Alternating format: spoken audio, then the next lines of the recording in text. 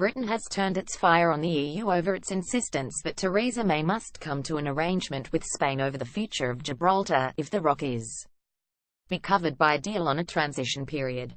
The EU effectively backed Spain in the centuries-old territorial dispute in April, when its guidelines outlining their approach to the Brexit negotiations insisted Gibraltar would be outside any future trade deal with the UK unless an agreement was reached in advance with Madrid. Last month The Guardian revealed that this position included any agreement with the EU on a transition period to cushion Britain's exit out of the bloc on 29 March 2019. The latest EU document on bloc's negotiating position, due to be published on Wednesday, is set to confirm that position. A UK government source, however, accused Brussels of taking an inconsistent and contradictory position on Gibraltar, over which Spain and the UK have been in dispute for centuries. If Britain's overseas territories aren't included in the transition guidelines, it would be a total contradiction in the EU's own position, the source said.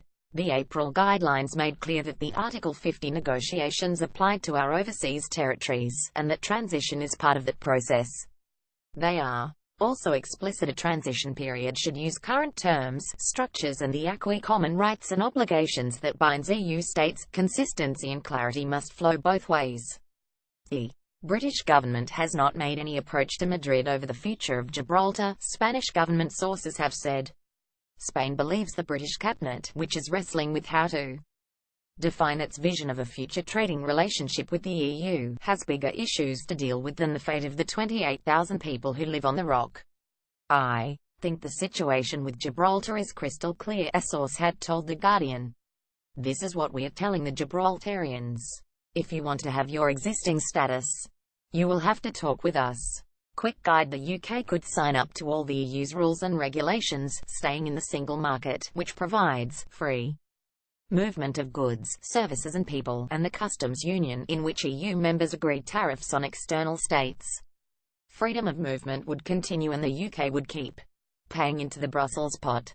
We would continue to have unfettered access to EU trade, but the pledge to take back control of laws, borders and money would not have been fulfilled. This is an unlikely outcome, and one that may be possible only by reversing the Brexit decision, after a second referendum or election.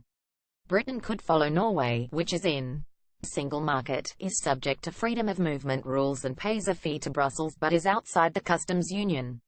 That combination would tie Britain to EU regulations but allow it to sign trade deals of its own. A Norway-Menace deal is more likely.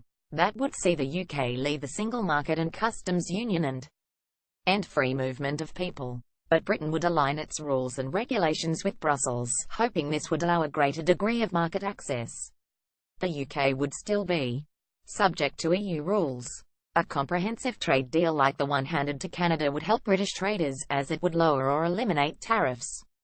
But there would be little on offer for the UK services industry. It is a bad outcome for financial services. Such a deal would leave Britain free to diverge from EU rules and regulations, but that in turn would lead to border checks and the rise of other non-tariff barriers to trade. It would leave Britain free to forge new trade deals with other nations. Many in Brussels see this as a likely outcome, based on Theresa May's direction so far.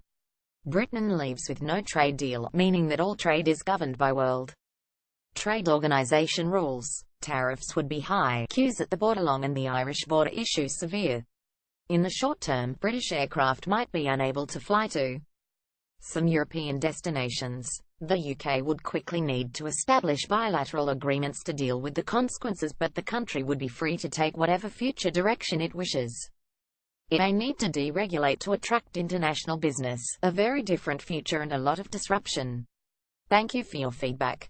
Last week the Spanish Prime Minister, Mariano Rajoy, attending a summit in Brussels, told reporters, whatever future agreement between the EU and the UK, there has to be an agreement between Spain and the UK for that to apply to Gibraltar. We also asked that this applies to the transition period.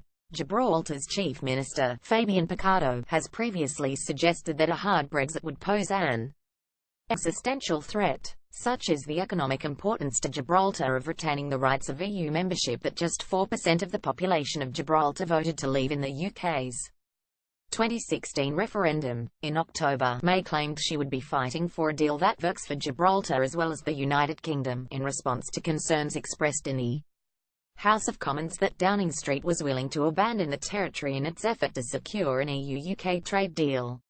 Claire Moody, the Labour MEP representing Gibraltar, said, "The British government have a moral obligation to ensure that Gibraltar is included in any transition deal should we leave the European Union. Leaving the customs union without the transition would be disastrous for somewhere that relies so heavily on its relationship with the EU. Theresa May and her government are the only ones who can make this happen, and it's time for them to step up. If they fail, it will be Gibraltar that suffers more than anyone else." The town of Gibraltar, its castle and port were ceded to the UK under the terms of the Treaty of Utrecht in 1713, but the terms of the agreement have been long disputed and Spain has not hidden its determination to bring the rock back under its flag.